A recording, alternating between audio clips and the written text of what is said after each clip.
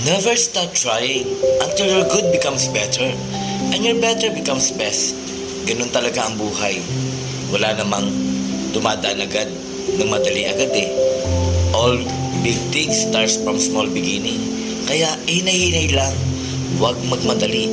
Maniwala ka sa proseso ng Diyos at sa sarili mong proseso. Masasaan ba ang paghihirap na pinagdadaanan mo ngayon? Sa isang iglap lang, di mo namamalayan, tagumpay ka na. So kapatid, cheer up.